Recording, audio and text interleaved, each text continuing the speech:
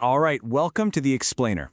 Today, we're diving into something that happens deep inside the brain, an ischemic stroke. You've probably heard it called a clog, right? Well, today, we're going to figure out exactly what that means. So let's just jump right in with this question. Think about your brain for a second. What actually happens when a clog suddenly stops blood from getting where it needs to go? It's like a massive, unexpected traffic jam on a critical highway. That sudden stop, that's exactly what we're talking about today. And that sudden blockage, well, that's what we call an ischemic stroke. Now, the really important thing to get here is that we're not talking about a leak or a bleed. Nope, it's a clog. Just a blood clot that gets stuck, and boom, it completely stops the blood flow, starving a part of the brain of the oxygen it desperately needs to survive. Okay, so where does a dangerous clog like this even come from? Let's trace its path, follow the journey from where it starts to where it ends up causing all that trouble. The whole process is actually kind of straightforward when you break it down. Just think of your heart as the main pump, and your arteries as all the pipes connected to it. A clot can form in either place, the pump or the pipes. Then a little piece of it breaks free, and it's off. It travels through the bloodstream, heading right for the brain. The problem is, the arteries in the brain get really narrow. And when that clot gets stuck in one of those tiny pipes, that's it. That's the blockage. That's the moment a stroke begins. So the second that stroke happens, a clock starts ticking, and it's ticking fast. Which brings us to the most important question, right? Can we even do anything about it? Can it be treated? And the answer, honestly, is a bit of a frustrating yes and no. It all comes down to one thing: timing. If you can get to the hospital within just a few hours and doctors can see a pretty big clot, they have options. They might be able to use powerful drugs to dissolve it or, get this, even go in and physically pull it out. But, and this is a big but, if you get there too late, or if the clot is just too small or buried too deep in the brain to reach, well then, those amazing options are just gone. They're off the table.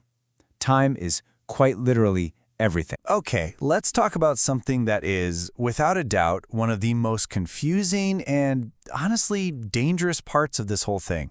What happens when the symptoms show up and then, poof, they just disappear? So I want you to imagine this. What if you had stroke-like symptoms? The classic stuff. Numbness on one side, maybe some weakness, you're struggling to speak, and then, after a few minutes, it all just goes away. You feel totally fine again. I mean, it is so tempting to just brush that off, isn't it? To just think, whew, dodged a bullet there. But listen, this is a huge warning sign. When those symptoms disappear, it's not a relief. It's actually a signal that your risk of having a major, life-altering stroke is now even higher. Why? Because you've just had a warning shot fired across the bow.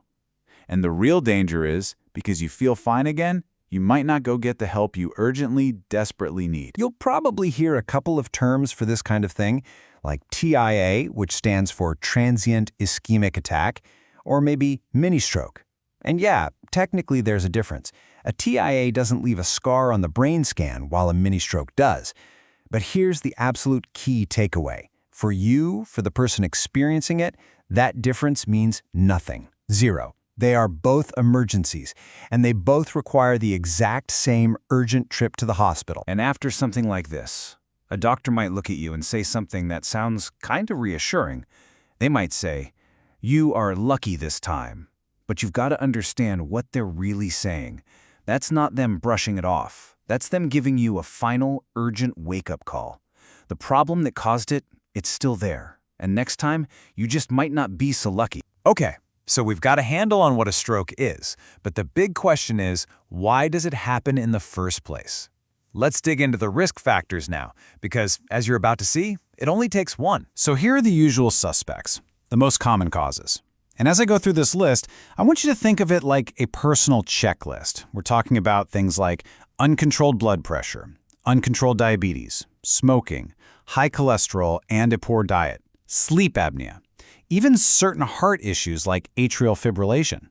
The thing is, every single one of these, all by itself, can be enough to start the process of forming those dangerous clots. So you look at a list like that and you start to wonder, right? How many of these does it actually take to cause a stroke? Do you need a few of them working together? Do they need to build up for years? What's the magic number? Just 1. That's it. The answer is 1. A single, unmanaged risk factor is powerful enough to cause a stroke all by itself. It's a really sobering thought, but it's absolutely crucial to understand. And we need to bust a really dangerous myth right now. Some people think having a stroke is like getting the chicken pox. You get it once and you're immune. That could not be more wrong. The reality is the complete opposite. If you've had one stroke, your risk for having another one is now even higher than it was before. Okay, I know that was a lot of pretty heavy information, but the point of all this isn't to scare you. Not at all. It's to empower you. So let's flip the script and talk about what you can actually do. Let's get into your prevention playbook. And this playbook is designed to be super easy to remember. Just think ABCDE and S. A is for aspirin, or anticoagulation, but only if your doctor says so. B is for blood pressure, getting it under control. C is for cholesterol management. D is for diet and diabetes management. E is for exercise. And finally, we add an S on the end for smoking cessation and treating sleep apnea. This, right here, is your roadmap to taking care of your brain. But before we wrap up, there's one last, kind of fascinating, and maybe a little unsettling idea I want to leave you with. We've talked about the big, obvious strokes, and we've talked about those warning shots. But what about the strokes you never even know you're having? Oh yeah, they're real. They're called silent strokes. And they're exactly what they sound like. Tiny, tiny blockages that don't cause any symptoms you'd notice. But the damage adds up. Think of it like little potholes forming on a road. One or two you don't notice.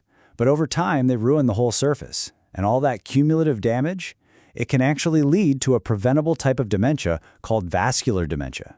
It's a direct line from all those risk factors we talked about to your long-term cognitive health. So, at the end of the day, whether we're talking about preventing that first big stroke, or paying attention to a warning sign like a TIA, or even protecting yourself from those silent strokes, the power is truly in your hands. Your brain's future is literally being written today, and your health choices, they're the pen. Thanks so much for joining us on The Explainer.